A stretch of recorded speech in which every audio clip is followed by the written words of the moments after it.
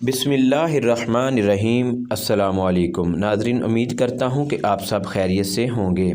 آج ہم بات کریں گے درود شریف کے فضائل کے حوالے سے۔ سب سے پہلے میں کوشش کروں گا کہ حدیث شریف کے ساتھ اس کا عربی متن بھی آپ کو میں سنا دوں پڑھ کر۔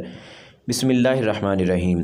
ان رسول اللہ صلی اللہ علیہ وسلم خرج علیہم یوما فی وجہہ البشر فقال ان جبریل جاءنی فقال الا ابشرک یا محمد بما اعطاک ربک من امتک وبما اعطا امتک منک من صلی علیک منہم صلاۃ صلی اللہ علیہ ومن سلم علیک منہم سلم اللہ علیہ، کہ رسول اللہ صلی اللہ علیہ وآلہ وسلم ایک دن اپنے صحابہ کے پاس تشریف لائے اور چہرے پر بشاشت تھی۔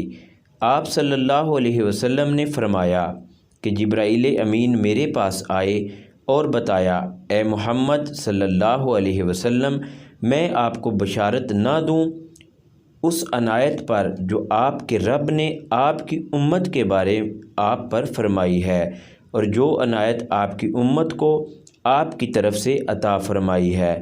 جو بھی آپ کے امتیوں میں سے آپ صلی اللہ علیہ وسلم پر درود بھیجے گا، اللہ تعالیٰ اس پر درود بھیجے گا، اور جو آپ صلی اللہ علیہ وآلہ وسلم پر سلام بھیجے گا، اللہ تعالیٰ اس پر سلام بھیجے گا۔